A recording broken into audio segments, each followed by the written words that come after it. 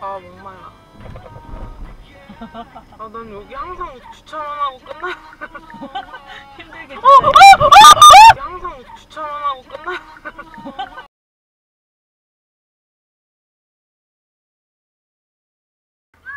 아이고, 그 어린이 오는 거 못 보셨나요? 대형 버스가 주차돼 있어서 보행자가 전혀 안 보이는 상태였고 그 차가 좀 SUV 차량에서 차체가 높아서 아예 아이가 못 봤다고. 아이를.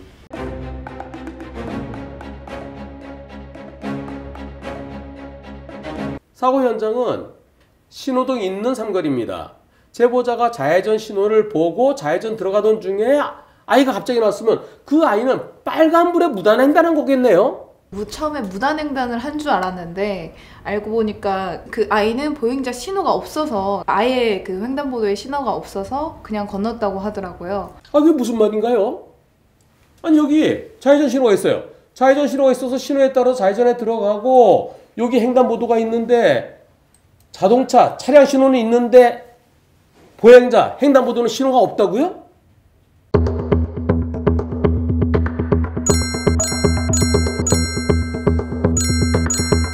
그건 문제죠. 왜냐하면 보행자는 신호등이 없으면 그냥 건너잖아요. 자동차는 내 신호를 보고 가고요. 내 신호를 보고 가는데 그런데 여기서 갑자기 나오면은 신호를 믿고 가는 제보자로서는 그 아이가 빨간불에 무단횡단 했던 것으로 생각할 수 있었을 것 같아요. 네, 그렇게 생각했던. 이번 사고 경찰에서는 어떻게 진행되고 있습니까? 네, 첫째로 신호 위반을 일단은 했고요. 횡단보도 사고라서 제보자가 가해자로 판정이 났다고 합니다. 이번 사고가 신호 위반 사고라고요? 아까 좌회전 신호를 보고 갔는데 신호 한번 다시 보시겠습니다. 좌회전 신호고요. 여기서 오는 차 때문에 빨리 못 가고 좀 천천히 가고요. 아하! 황색 신호로 바뀌었군요. 다시 한번 보겠습니다. 여기서 요때 바뀌네요. 요때 바뀌면서 멈추려고 맘만 먹었으면 멈출 수 있었어요. 황색 신호가 이때 바뀌죠?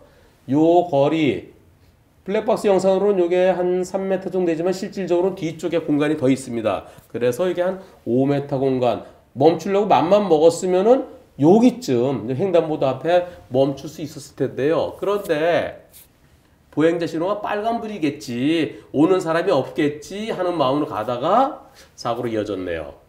적어도 정지선에 못 멈추더라도 횡단보도 앞에는 멈췄어야 되네. 왜 못 멈췄느냐? 그런 측면에서 신호위반 적용되는 것은 억울하지만 어쩔 수 없는 상황입니다.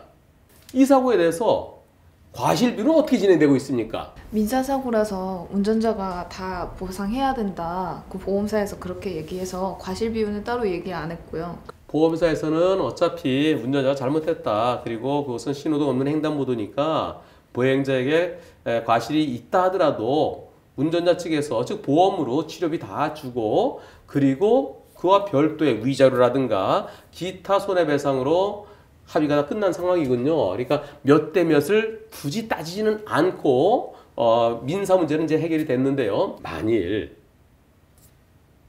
어린이가 치료비가 수천만 원, 수억 원 나왔다든가 만약에 사망할 정도였다면 그때는 몇 대 몇을 반드시 따집니다. 그 경우에 대비해서 본다면 어린이의 과실과 제보자의 과실을 따져보겠습니다. 난 여기 항상 주차만 하고 끝나.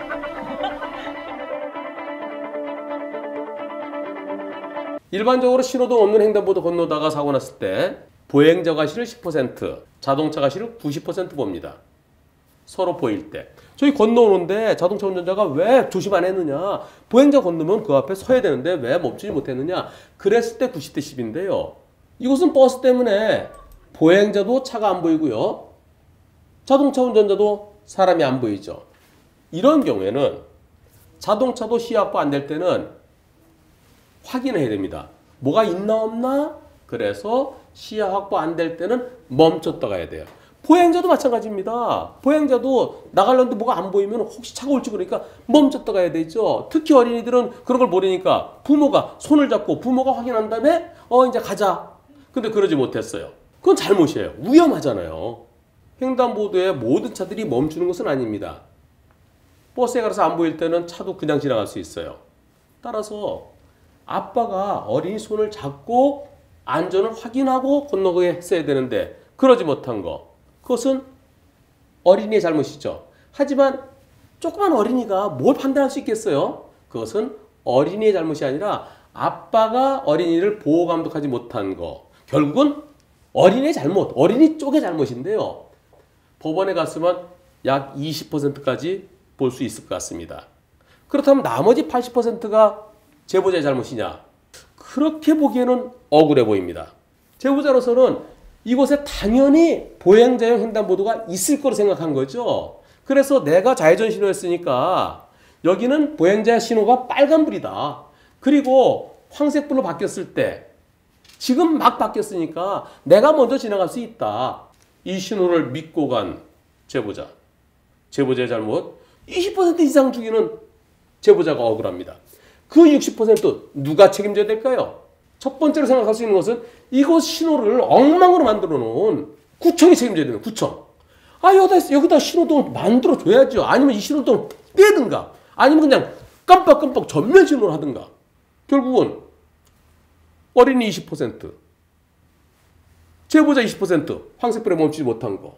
나머지 60%는 구청에 줘야 되겠습니다. 구청에. 구청이 책임져야죠. 구청 빨리 여기 신호등을 달든가 아니면 이 신호등을 갖다 없애든가.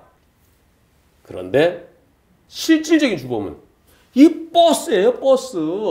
버스 때문에 원래 이 차가 여기로 와야 되는데 이렇게 오니까 이 차 때문에 제보자가 쑥 갔어야 되는데 못 가고 있잖아요. 여기 제보자 길인데 여기 좌회전 제보자 길인데 이 차 때문에 이 차가 왜 이리로 왔을까요? 이 버스 때문에.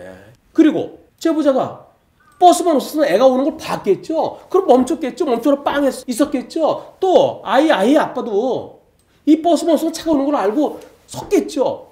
주범은 바로 이 버스입니다. 이 버스. 블랙버스 없을 때는 예전에는 불법 주차된 차 때문에 사고 났다. 그 차 때문에 잘 안 보여서 사고 났다. 불법 주차 차량의 과실을 한 20% 정도로 인정했습니다. 그건 이젠 옛날 얘기예요. 지금 보면 이 차 때문이잖니. 버스 때문에. 버스가 주범이에요. 버스 대 구청 대 제보자 대 어린이. 버스가 절반 책임져야 됩니다. 버스 50, 구청 30, 그리고 제보자와 어린이는 10, 5대 3대 1대 1이 적당해 보입니다. 보험사에서 이 버스에 대해서 구상권 행사를 안 하려고 할 것 같은데요. 지금이라도 정신 차리고 모든 책임을 버스와 구청의 책임을 물어야만 되겠습니다.